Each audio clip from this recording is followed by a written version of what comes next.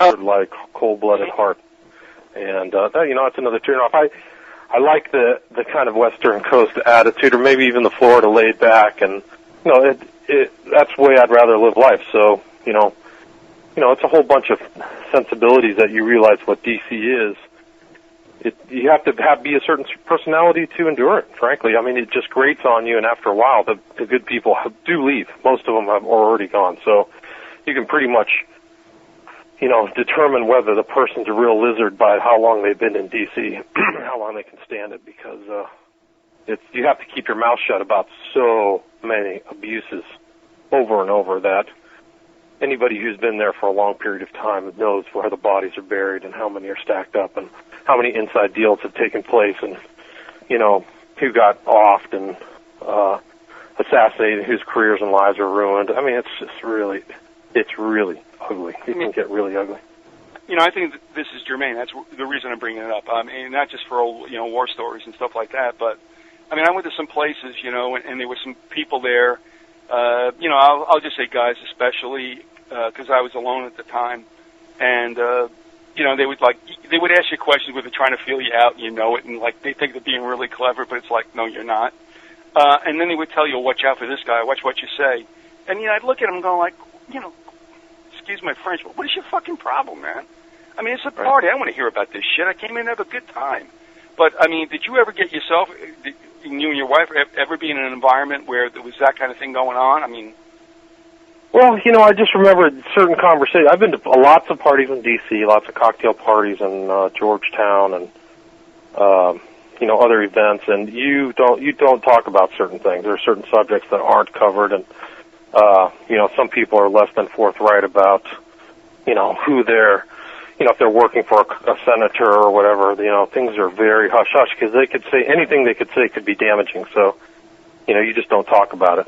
But, there's interesting conversations. People talk a lot about Swiss bank accounts. They talk a lot about how the government is in league with a lot like AID, American Aid, and all kinds of other things are actually working with, international agencies to screw the American taxpayer. So what you would think is that these representatives of D.C. are, working in the taxpayer interest, but they actually work with places in like Nigeria or Central Asia to, create phony investment models and then skim stuff off the top for both parties, both the guy in D.C. and, the guy in Kazakhstan, for example, or something like that. They'll put up phony bid for $100 million, get it done for 50, and then there's $50 million for everybody to split. So, things like that happen all the time or constantly are happening. Mm-hmm. Probably the same thing that happens in the Defense Department, which I really wasn't privy to. I was really much more on the congressional side of things, looking into that. Well, no, and as we were talking about, and that is just a general feel you get for a place. I had popped off to you the last time we were on, and saying, I was leaving the FBI building, the Hoover building at 14th in Pennsylvania, heading for a bus to take me to Alexandria. And as I'm walking there, with my clothes stuck to me, because you know how the summers are there too. I mean, my God, that there is no doubt in the world that even though they paved that place with concrete, it is a swamp. That was a swamp. Certainly. Oh God, it was horrible. Yeah, the weather's not very nice in D.C. It's terrible in the summer, and in the winters are extremely cold. It's not temperate at all. No, when we were there, a whole bunch of us, we used to play basketball every evening, and you wonder sometimes what the benefits were for obviously raising your aerobic pulmonary rate when you have an inversion there for 2 months straight. The air is horrible. It's like, yeah, this is a great idea. We're working out, but what in the world are we breathing? But as I was saying to you also, walking down Pennsylvania Avenue, this is what D.C.'s like. I hear these trumpets blare. I'm going, what the hell is this? And I take a look around, and here comes Queen Liz out of the City Hall. And I'm looking at him going, oh, just another day in D.C., and off I went. Now her appearance in D.C. makes another whole bunch of difference, but... Right. No, those things happen. You get pulled over, you see people drive by, there's all kinds of, not parades, but, limos that have escorts driving around, and, I've seen presidents drive by on the street, and you see all the luminaries that you see on TV, meet the press, and all these guys walking around the train station or, wherever. I mean, it's pretty tight. Capitol Hill is pretty condensed. It's a pretty dense area. If you walk around there, you see almost, congressmen, if you recognize their faces, people who are on TV frequently. Well, a couple things, and we'll get on to other matters. But, I mean, I like people to understand who haven't been there, haven't worked there. I mean, you may have been there, but you haven't worked there. When I visited in 1970, when my dad gave me the big 9-year birthday celebration thing, it was really cool. But going back there, I don't know.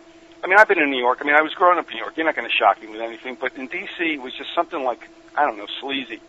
One of the things I thought that was such a great metaphor for what that city's like, and I think you're going to remember this. There's a lot of homeless people there. It's really a nasty place, honestly. I mean, criminal-wise, it's probably as dense as any place with few. Oh, yeah. But I always, do you remember, though, whenever they're going to have a function, they would chase all the homeless people back on D Avenue so they can sleep in the hot air grates there? Yes, I do. I mean, there would be whole encampments on these hot air grates off the mall, and then something important would happen, and they'd all be hurried off, and then they'd come back after the event. So, yeah, I do remember that. I can't remember what the event was when I was out there that something like that happened, where they just took 5,000 homeless people and transport them out. I forgot what it was for. Furloughed, yeah. Yeah, but I remember that happening. It definitely happens. They don't really give a crap about the impoverished people of D.C. In those days, I was living in Laurel, and another guy and myself would take the train into Union Station, and of course, we would take, for whatever reason, we just took D all the way to the Bureau, and I would look at all these, homeless people. I'm going, this is the freaking District of Columbia. This is supposed to be the all-time gem, and, I mean, what is this all about? I mean, not that I'm down on homeless people. No way. But, in the district, you would think you'd want it to be a poster child for, gee, isn't America great? And it's absolute, or maybe what it really is an accurate microcosm of what America really is. Yeah, I mean, it probably is. If you're greedy, you don't just want to get all the money. You want to make sure the other guy doesn't have anything. So if you're a real nut job like the people who love DCR, it's a confirmation of success when you walk by a guy who's begging for money and you have it all, I guess. I don't know. But did you and your wife have discussions? Did you both realize this is probably not the answer and decide you had to, basically coal in the dog's piss on a fire and get on out of there? Yeah, I think that it was mutual. I mean, I think that she saw things that, I think she had a nice time. I think she worked for a congressman, so she had it pretty easy. She was a scheduler, and I think, just a variety of different things. Whereas, I think that we just wanted to live the rest of our lives on the West Coast, and, it just wasn't bad. It was a great experience in a lot of ways. I mean, you learn a lot from, disillusionment. So, oh yeah, but now I think that it was a good choice to leave and not stay there forever. Did you complete your law school in that area? Yeah, so I completed my law school and then took the bar, passed the bar in California. Okay. And right after I finished law school, essentially. The reason I bring that up also is that even though for the most part we feel like Shakespeare about lawyers. Well, no, you should, as you should. I mean, I was, like I said, it's pretty cutthroat. I mean, those people kill their grandma for better GPA. No, but where I'm going with this also is that you have a pretty analytical eye, and you have to be as taciturn as possible when you get involved in the business that you were in. So for you to say to yourself, you know what, I got this all together, but I don't think so, not here. My point is this: did you realize that the whole place ran on duplicity for the most part, and you would probably lose your soul? Oh yeah. Those people have lost their soul, all of them there.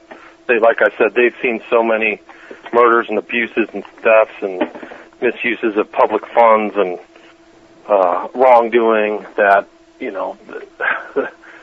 there's nobody there people who they say they're going to be your savior. I wouldn't bet on it. So if they can survive there, you know, it's and not say anything. That's the whole thing, is that a lot of those people have to keep tight lips and then not tell the truth. And so you have to really be, you know, I don't know how those people, they don't have a conscience like I think a normal person would have, I think, in a lot of ways. So, yeah, I mean, you'd have to sell your soul to and not even care about it to really love DC. Not even at the highest level, but just to kind of survive and make a living there. I didn't think a whole lot about it, William, but I'm going to tell you, because of your experience and because it brings back this one memory of a movie, which I thought was kind of interesting for myself for other reasons.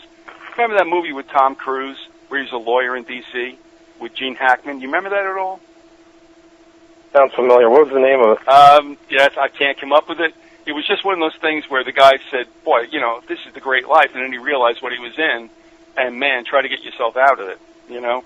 Right. And I just didn't know if that, like, resonated with you. Obviously, if it did hit a chord, it would probably... Oh, I don't think so. You know, I never practiced there. I knew I never was going to, so I think that, you know, I had seen things inside of... I had done some jobs working inside of some of these law. I can't remember what the name was, Baker and Botts or one of these law firms that was doing it. I can't remember the tobacco litigation, and I mean, it was incredible. These guys were defending the tobacco companies, and just I went to this party of theirs, and they were just living it up, living off the tobacco money, and having these great parties with, you know, great bottles of wine. I just knew I couldn't do it. In that law firm, it was interesting, cigarettes didn't cause cancer. So they maintained that lie, and everybody could smoke inside the law firm because they were getting their money from the tobacco company. Right. This is not a joke. But, so you could smoke at your desk, you know, and, you know, of course, you know, cigarettes are a causative factor. So that's they were living a lie and maintaining this whole baloney, but they were making millions and millions of dollars protecting a industry that was falsely labeling their stuff. I mean, it's just crazy. All right, well, think about this. Think about when you were in high school and we were all going through our civics and our history classes. I remember thinking about something, and I think I might even ask the question, and I didn't really get a good answer back, and because I really didn't care about school when I was in high school, it was like, yeah, okay, fine. But the one thing that always struck me was this whole idea of lobbyists, and I was like, oh, that's okay? All right, now let me get this straight. In any other venue, that would be considered bribery. Right. But lobbyists are okay. Is that somewhere in the Constitution I didn't find? Did that strike you also? It's like, what do we... Yeah, there's different versions of the Constitution. I don't know if you... Just like the Bible, you know, everybody reads a different version. That's a joke. I didn't see a lot of lobbying, but I knew some people who were on that side in public relations, and they're the bottom of the barrel, man. But, you know, we were all told this. It's right out there in the open, like a 700-pound gorilla, and actually, in this case, nobody's making believe it's not there.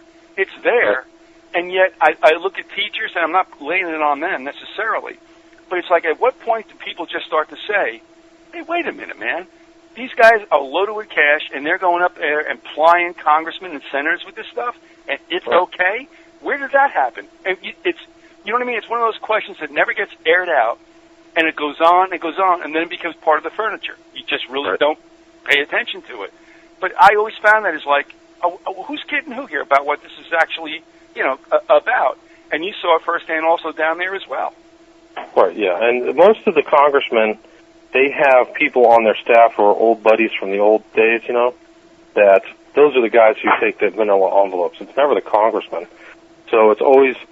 You know, if there's something like that pops up, the other guy is always going to do the discussions and where the money goes, and the congressman stays, you know, clean. And if something goes wrong, it's always the other guy's fault. But that other guy's never being watched by anybody because they don't think it's him. So that's the way you know, money gets transferred and value gets, you know, apportioned under the table. Okay, we are at about the bottom of the half hour. Well, it is the bottom of the hour. And we're with William Ramsey. His website is thecult911.com. We told you about the books, about the DVDs, but we're just going to let him speak to it a bit, and then we're going to get back on track here.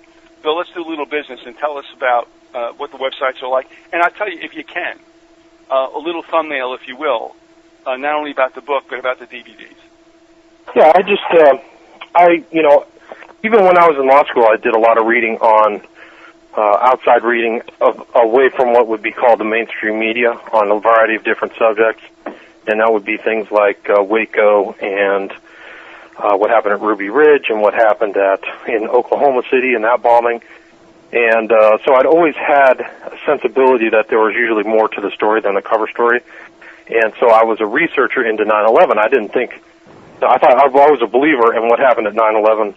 But as I researched and saw a few things and, realized something didn't add up, I realized that was a fraud too in 2003 and 2004, and there's a lot of backstory. But basically, I recognized that there were these numerical values that were woven into the event that didn't seem to be at random over time. They didn't make sense. So I did research that led me back to Crowley, and I realized that Crowley and his ideology influenced the events of 9/11 and, what's loosely termed the New World Order. So I wrote a book just out of conscience. After I realized it and didn't sleep for 3 months, I decided to go back and read what Crowley really said. So the overlap of what Crowley's ideas were and what's happening to the world are so similar that, I couldn't escape the notion that there was a tie, and I still can't.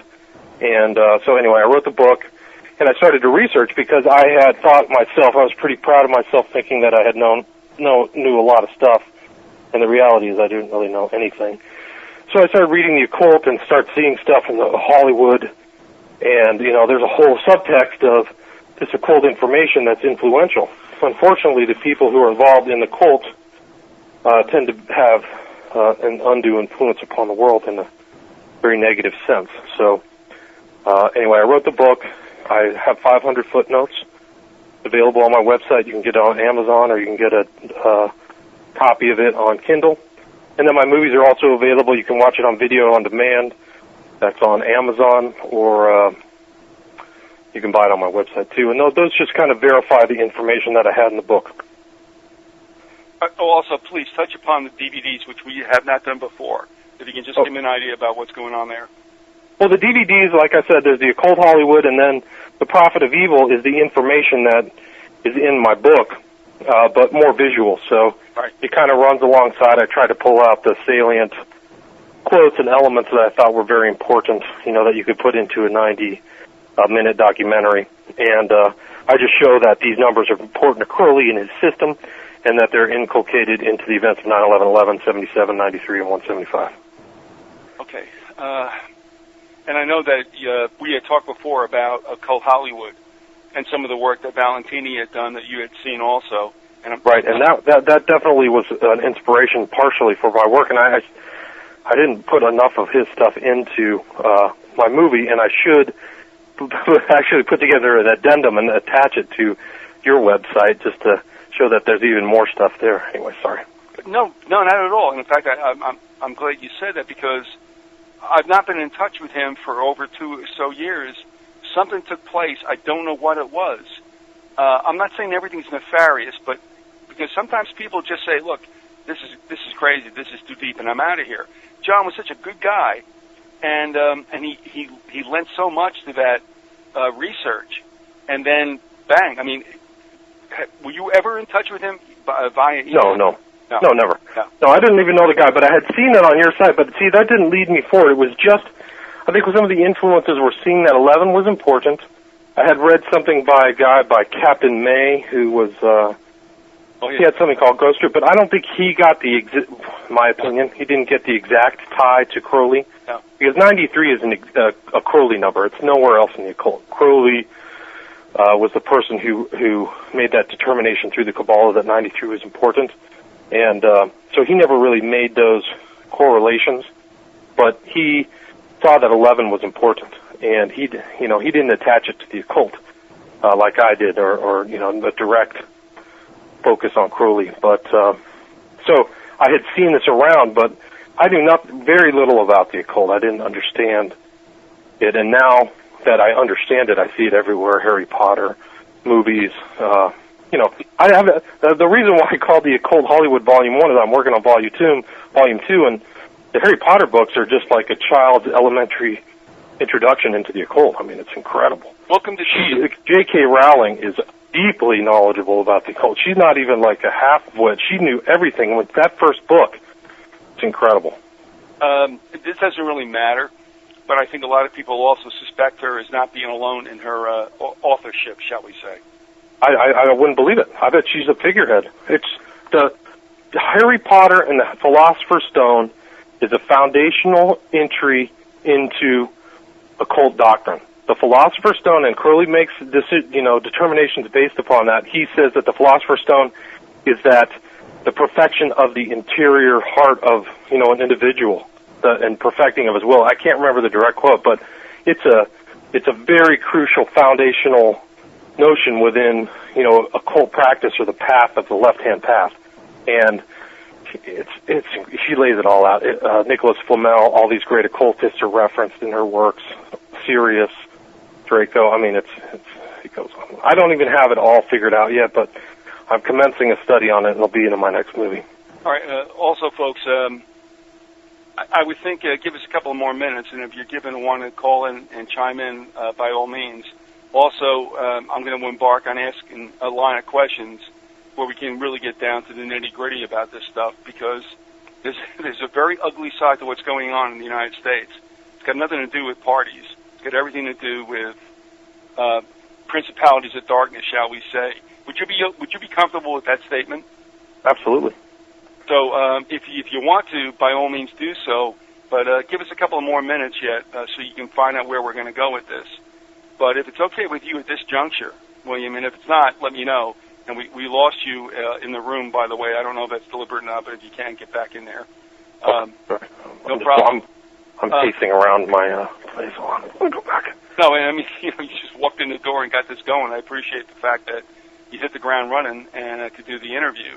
But, I mean, I'm looking at your site, and one of the things that's interesting is that video that's up there with, what was that? That was Glenn Ford from the Brotherhood of the Bell. Was that right? Right. Yep. There's some of these movies that passed through in the 70s. Let's not forget, I mean, there were more obvious ones like Rosemary's Baby, right. The Exorcist, right. Excuse me, and then there were other ones like this, pardon me, which was a TV like... Yeah. I right. mean, what was that about? I mean, I remember seeing it, but, there's the point. I don't know, what am I? I'm 20? Oh, that's funny. Okay, great. They were all wearing black suits. What's dinner? Right. And the thing is that I don't think people recognize the importance of the secret societies back then. They were probably just boys' clubs, and they were part of a club system. But the secret societies have grown in power, in their power in darkness, and now they've expressed themselves in these acts that are incredible. So now people recognize, these aren't benign. Masonry is not benign. These secret societies are not benign at all. And it's an unfortunate reality, but that Masonic Center you have, or anybody could have down the street, is not a place of peace and equanimity between people. Well, when you realize that something's secret, it's like it says in Scripture, if you have to purse your lips, then something's probably up. What was it? It was the wink of an eye, I think it said in the Old Testament, and something to that effect. And it's like, okay. So we understand this is not good, because if it were, it'd be out in sunshine. I right. also think there are some societies, and Paul Sandhu, whom I respect immensely, we had discussions back in around 04 and 05, and he's, and I was like really high on Cecil Rhodes, and I read the Anglo-American Establishment, I read Tragedy and Hope, right. and he was all over Rhodes and the Round Table that was given over to Milner in his kindergarten, and right. But he said to me, he goes, look, if they give it, whatever they give you the most of, it's not the thing. Yeah, I agree. I agree with that. So, everybody's... That's an insightful statement.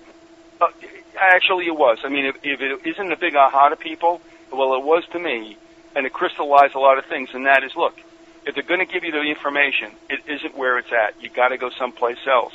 And I think that's accurate, and I thank you for confirming that as well. That's confirmed through my own research. I mean, all those things are important, but there's even deeper secret societies. I mean, you can see one of my articles, like on the signs of silence that we talked about before. Yes. Mm-hmm. There's doctrines that aren't even publicly acknowledged by what would be called conspiracy researchers. I mean, I think the signs of silence indicates that there's even darker themes and doctrines that are really unknown to 99% of the public. Yeah, because I don't know anybody who's written that type of material showing that this doctrine of secrecy isn't just part of the modern secret society system, but a part of the occult that goes back into other civilizations, at least, in certain permutations. I definitely agree. One of the things I think about is I don't bang on the lower level Masons because I think a lot of times they held that as a punching bag to keep people from getting to where the real power is. I mean, when you go up, obviously, into higher Scottish Rite Freemasonry, things get a little interesting, and who knows what lies beyond that. Well, that's like Crowley level. Like Crowley and the Golden Dawn, all these guys were Masons. Even in the OTO, they were all 33rd degree Masons who went beyond. That's where the real danger lies, is that the Masonry is just a stepping stone to something even more dark and the deeper level of the occult. And these guys, the scary thing is those guys are intelligent. They know how to misconstrue symbols to the profane. They know how to keep their mouth shut. They know doctrines of mind control that they don't share with anybody. They know how to act like a chameleon in public. And most people will never recognize or realize that. And I don't blame them.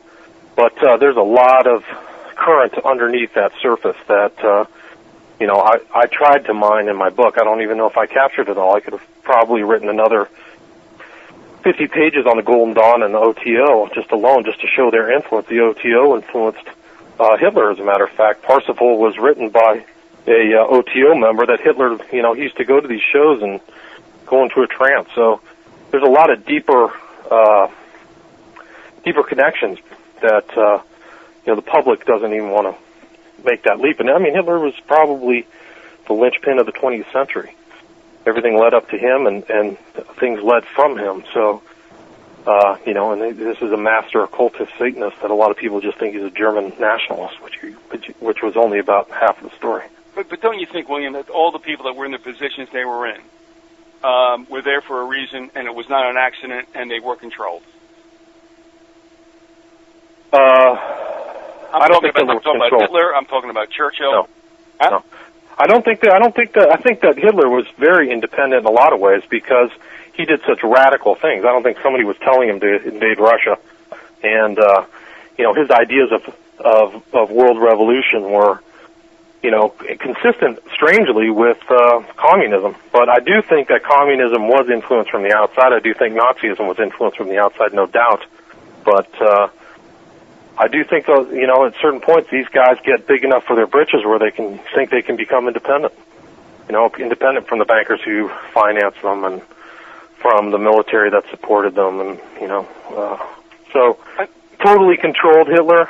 I think his only control was powers and principalities. I don't think that it was, these bankers, although they do have an influence. But if they're Illuminists, they have similar ideologies. So I don't know. Well, it's true, and I mean, in the end, those who need to make money do make money. Doesn't matter who wins and who loses. The one thing I thought was a little incredible with Hitler, if he wasn't throwing the fight, if you will, and that was one, going against Russia in the wintertime, which would become the wintertime. They went in the fall, and that was a mistake. That's, quote, a mistake, I would say. That also Napoleon, man. It's like, look, you don't go to Russia at that time. What are you, nuts? Yeah. Unless you're being driven. And the other, they both got started late. You would think that would be a really stupid sophomoric decision to make militarily. Like, oh, let's go to Russia now. Oh no, why can't we wait till like April? Right. The other thing is, and the thing I can't take, and it's only me. And I mean, you can, by all means, opine on this. And that is, I hear all these stories about the Normandy invasion, and the Fuhrer didn't want to be woken up. And I'm like, I know he's crazy. Yeah. I don't know. What do you think, William? Well, I don't know. I mean, there's a lot of odd things that happened in World War II. He could have destroyed a lot of the English army, when they were trying to... Yeah. What's that? Well, Dunkirk was one of the places... Yeah, Dunkirk, yeah. Right, so he could have gone in for the kill, and, there's a lot of strange events, but all in all, I don't think that he was, I don't know. I don't buy the outside influence theory as much as these guys are corrupt. Although there's been some good research. I don't know. It's hard to say. I know that they're influenced by the outside. Lenin, Stalin, Trotsky, Hitler were all financed or involved. The West was involved in their ascension. So there's really no doubt about that. And even Lenin, and some researchers that I've read, Lenin took some of the money that he stole from the White Russians and gave it back to the Masonic buildings, Masonic Center in Paris. So here's the Masonic connection again, and that's all right. Pretty. And same with, actually, I think Trotsky wrote a book about Masonry, if I recollect. His real name, it wasn't Trotsky, it was like Blonstein, or I forgot what his name was. But once you kind of apply that occult lens, you see that there's definitely an international connection. So I mean, we were laughing at the fact, I don't remember I did this on air or not, I think I did. And the fact, yeah, I did. I mean, we're looking at Lenin, who was duped $20 million in gold by Western bankers right here in the United States.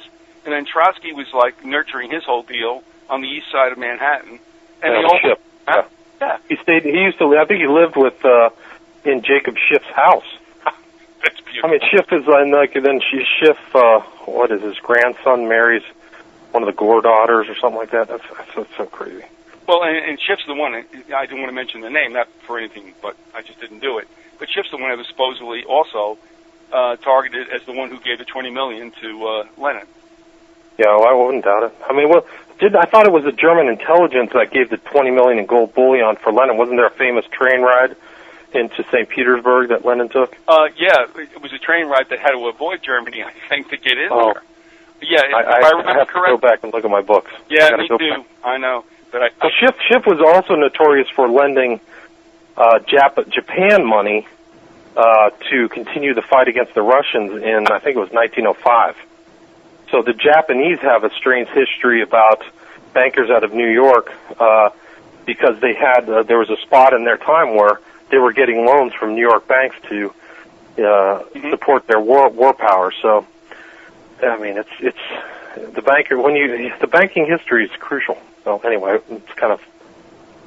I mean, but that's the story of the world. I mean, as jaded as I am, and I'm okay with that. When I look at the whole history of the world, people want to get into these things about liberty and revolution. It's like, no, it's about the money. It's about business. It's about murder. That's it. Yep. All right, now what I want to do is also, I want to share something with you, then I want to get into a very heavy question, if you're okay with that. Fire away. All right, good. We're going to take a break at the top of the hour, but we're... Have I ever avoided any of your questions? Maybe no, you haven't. You've tried to. You've been a gentleman, but I'm an absolute idiot, and I will go anywhere. You're an information junkie. That's what it is. That's okay. Oh, you know what? My mother told me that like probably at like 14 I'd lose my temper. Well, that didn't work. Yes. Okay. Right. But hence Vyzygoth. She was thinking positively, right? God bless her. Yes, she did. Right up to the day. But It didn't work out. All right. I have to share something with you because it's like the history of the world gets more and more interesting. And I really do believe it is interesting. And some listeners to the show have been doing their own research. And the stuff they pull up is just like absolutely gems. But I'm looking at something with regard to, we went through this thing about did the Russians really send fleets to New York and San Francisco? Well, hell yes, they did. And not only that, but I'm looking at some of these stories, and they're just like fawning all over the Russians. I mean, in New York, well, we had a parade down Fifth Avenue when we had this banquet. All right, fine. But then in the meantime, in like October, I believe, October of 1863, please explain this to me. We've got the steamship Wyoming, USS Wyoming, blasting the Japanese with the French and the Dutch. And it's like, are you kidding me? I mean, the Union was in a war, right, to save its sovereignty or its divisibility. And we've got warships in Japan duking with them. And I'm like, when did this happen? And, I mean, you know what I'm saying? It's like, what is really going on, folks? And, of course, all these things have been sanitized from us. But the thing we're having a little joke about right now, William, is that, yes, in fact, we found documentation that the Tsar sent what he called squadrons, naval, to San Francisco and New York. And that is completely gone, not a mention. If I'm wrong, correct me. When you were in high school, did you ever see anything like this? And if you were in college, did you ever hear about this? No. No. And it's like, dudes, why is this being excised? Why don't we hear about this? Is it like no big deal? No, I think it is. It's almost like you can't think anything good about the Russians because we're going to fight their ass or at least fake it, for like a century after World War II. Damn. So anyway, I like that because I think, it's fascinating, but it also tells us that we have been kept from a lot of good stuff. Now, indeed. Absolutely. All right, now here's where I want to get off to this. Now, here's somebody like yourself who's a very taciturn person, somebody who is willing to shape their minds in the form of legalese. And then you start to realize that something's going on. Now, for as much as you want to share with us, when did you get saved, if you don't mind telling us, and where was that in the timeline of you going into law? Saved as in a religious sense? In the sense of, yes, you took Jesus Christ as your Savior. Well, I think that, I was raised a Catholic. I think I went through kind of a religious, event, maybe 17 or 18, where I became a Christian outside of the Catholic Church. Believer? A Bible believer? Absolutely. Yeah. So I don't think the Catholic Church really adheres. This is not a disparagement on Catholics in general, but the institution itself does not adhere to the fundamental teachings as written in the Gospel. So, that was something I came to at around that age. And, I'm not really, I don't really hold the doctrine of, like, I was saved like a Southern Baptist as I guess my predominant Christian ethic. I do think that you get salvation in this world and the next, but I definitely had an intense religious experience, and so for that affirmed my cosmology, and then just the cosmology of the Bible, Old Testament and New, is correct in general, and I can't say that I lived this devout Christian life in any sense,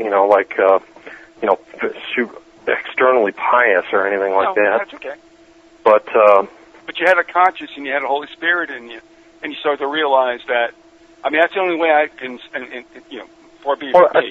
I think the interesting thing for me was that when I was young at 17 or 18, I realized that what I had learned and a lot of things that I was taught, and a lot of the examples that I was provided were wrong. And I had to change and go out and find it for myself. And so that's kind of what led me to, reach out and be curious. Just to, at a fundamental level, just curious, read everything I could. I was willing to be a contrarian. I was willing to, I would never read these books, or, these aren't, that would make me want to read them and either accept them as something that was interesting or, discount them, but I'd absorb them, okay, that is bogus. Like I read, William Pierce, that awful book, a white racist book. Like most people, it's terrible, but I read it, and it was a piece of garbage. It's awful, but at least I read it to see what he said, The Turner Diaries? Yeah, the Turner Diaries, that's right. Okay. So like most people, and I read some of Mein Kampf, and that's awful and atrocious as well, but I'm willing to see what these people think. Anyway, so it made me curious. That's what I kind of went to law school for the wrong reasons. I didn't see it as a training school as much as I should have. I saw it as a place of, knowledge, but most of my other cohorts just saw it as a way to status and money. Anyway, so I had a different value system that, it caused me to, make decisions that probably weren't in my best financial interest or, for my own personal safety and or well-being. But, I feel like, I've said my piece, and I was always a loudmouth about all that stuff when I was in D.C., like this is obscene, and that's why, the evil eye of Sauron took its eye upon me. So, I'd say that I'm trying to abide by, Christian morals and ethics, but, I think that, I do believe in Jesus Christ, and I try to do it. I'm not a preacher out there, No. But all my church. What I'm asking you is this. I mean, you and I have both come to a certain point. You have taken a great deal of time, and rightfully so, and thankfully so, to write what you have. Somebody doesn't do that unless they've been profoundly moved. And, I mean, I've done the radio show now. In fact, actually, what are we doing today? Tomorrow is the beginning of the 10th year of this. Wow.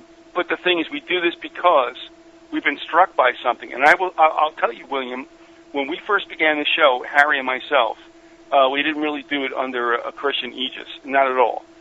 In fact, even if I even said a little bit, Harry was like, not that Harry's a bad guy. It was just that we're looking for a little, audience, and you're going to constrict it if you do that. And I understood what he said. Right. So, okay, fine. But what happened was, when I started getting into this research, enough to make me begin the show, I'm looking at my wife, and she said, I'm going, you know what? Now I understand it. I mean, I've been a deadhead. I mean, I've been backslidden. But now I realize that this NWO drives with the Bible. I mean, it does. Right. So, I mean, I agree. All right, now, well, here's where I want to go. Enough about me. But now you've come to a point. I mean, you just didn't say, okay, and you did some interviews or you started your own radio show. You actually pounded the keyboard and did a lot of good work, and then you've gone to the DVDs. That isn't because somebody isn't fueled by a certain thing. And so I'm not going to say anything more about it, but just tell us about that experience, because that just doesn't happen with a little bit of curiosity. Well, I just say, like I said, I read the stuff myself. I saw a different view than people who were spouting on about Crowley, how he was a liberator of humanity and how he was really about, becoming your best you. And I saw a different side there that was evil. And, I think that the people who follow his doctrines are evil, and there are people who've walked into that spider's web unknowingly and have had their lives literally destroyed, ruined. They've gone to wars that are bogus. They've lost their minds. They're committing suicide. There's 6,000 servicemen committing suicide per month in the United States. They're miserable. They're suffering from PTSD in this whole kind of world order that's similar to like Hitler's evil world order. And it's a serious issue.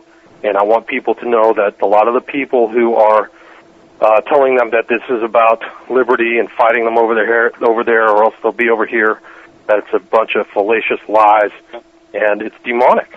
Frankly, it's evil. 7/7, the London bombings is evil. 9/11 is evil, and people have to know it. And I wrote my book so that people could see it with evidence. I wrote it with kind of a legal mindset. I didn't just put it down on paper and say, here it is. I put 500 footnotes. You can check them all. They're all accurate. You can look at the books. You can see it. And people with discernment who really want to know the truth will know the truth. I have not had one person say, this book is a lie. Not one. I have not had one person say, I want my money back. I haven't had one person say, what you've said isn't worth anything. So, I think it's important for people to see, and it flies right in zone, in line with all the prophecies of the Bible. And, it may not have captured everything, but it's an attempt to do my best with limited resources to show people the proof and evidence that, something very evil is taking place in the world. Well, I'm not going to kick you off on the big time stuff because we're going to come up in about 8 minutes of the hour. But I do want to ask you this, because it's because of what happened to me. I mean, at a certain point, I won't, I'm going to the whole 9 yards. But I mean, I saw stuff, I heard stuff, I was in places, and I was starting to write a book called While We Slept, which has, somebody's already written that. But I mean, just with myself, people going, well, how the hell did you get the way you were? Well, this is the way it happened. And right. What's funny is that when they hear you're an athlete and all that other stuff, and they don't think that you should be there. And it's like, you don't understand. You have a brain. If you're curious, you have an intellectual curiosity. You're going to look at stuff. But the thing that bothered me the most, and remember I grew up in a time when I was in high school, and assassinations were like, I don't know. I mean, they were like months. Dime a dozen. Yeah, and we're sitting there, and we're all just like, we're pubescent, adolescents, right. And we don't know where the hell we're going to go, but we know we don't want to go to Vietnam. And we're looking at all these assassinations, and I remember going home with my buddies and saying, can we make any sense out of this? And it's like, no, we can't, so what's the next thing? Let's go and go to McDonald's. And we went off. And so that's where it was. But you know what? For some of us, it never went away. For some of us, we didn't forget some of the stuff that, like, hey, whoa, wait a second, that just didn't work out there. So up to the hour, and I'm not going to, bound you by that by any means. If you go longer, that's fine. But what I want to say to you is, I had a moment, and it happened to me in about 2000 with my wife and such, and I said, it's about time for me to take a look and not just accept all the stuff that I just threw under the rug. Maybe it's time to just take a look and find out where the hell we really are. And she was, like, supportive. I mean, I didn't get crazy about it, but here's where I'm throwing it to you. You had to have a moment like that, whether it's that day or a couple of weeks. And if you did, when did you break it to your wife, like, you know what, this is really nuts? Yeah, I think that she just knew. She knew that I was a reader, and she saw that, what I was up to. And, I mean, it's just something that I was impelled to do, like Close Encounters of the Third Kind or something like that, I just kept writing my book, and I didn't really know I was going to write a book, but I was like, oh my gosh, this information is very important, and so I just did it. I wasn't it was an unnerving process. It wasn't pleasant at all, but, and it is fraught with no little risk, but, I have in my past, I think that I've had experiences that may have prepared me to a certain extent that I have not disclosed, but I just did it, and I'm glad I did. All right, but there was a time when she knew it, and I don't mean to hammer on this, except for the fact that I want to share with folks also. There are some people that have come aboard of late, and I'm happy to have them. In fact, you could say I'd be happy to have anyone. But the thing is, I mean, what we do here is not in the mainstream of the Patriot movement. So, I mean, we are now basically consigned to the corner of a table. But that's all right, because there's a time when you have to be honest with yourself, and I don't mean, like I said, to hammer about when you had this epiphany and how you shared it with your wife, because I had one with my wife, and it was a process of like, you know what, take a look at this, take a look at this. I mean, we worked jobs, we didn't get crazy about it. But when she saw that I was serious about it, and she knew I didn't like dealing bullshit, excuse me, she was like, okay, I'll take a look. And it's like, wow, what in the world are we into? And a lot of couples out there, William, are going through stuff. I've seen one... Destroyed marriages, absolutely. There you go. Yeah, I mean, it's hard. I mean, I can't say it hasn't come with no little strain. I mean, it's not happy material. It's not easy, particularly when you add to the fact that they're screwing up the economy, and it's a lot harder to make ends meet, and there's bogus taxes, and there's unnecessary debts, and then you roll on top of it this powers and principalities moment. I can understand. I mean, these are very, very difficult times, and added to the fact that you have this kind of evil system, and the system right now is evil. It's not arguable. It's a time for people to really hunker down and, have a bunker mentality with their families, and it's unfortunate, and it's sad that we've come to that, but, our political leaders and the religious leaders are just, I mean, I don't know who's worse. I don't know who's worse, the evil people or the idiots and the people who go along with them. And that's an honest statement. I honestly mean that. I don't know who's worse. Well, I'll tell you what. I do not know. We're going to get to that if you don't mind. But some other things also about maybe our misconceptions about the United States and all that it has to do with or without a connection to Jehovah. We're going to go for a break, William. We're going to take about 5 minutes. If you don't mind, folks, we'll be back then, and also we'll open the phones up, and you're all free to call in and ask your questions. And, William, I'll see you in about a couple of minutes. All right, folks.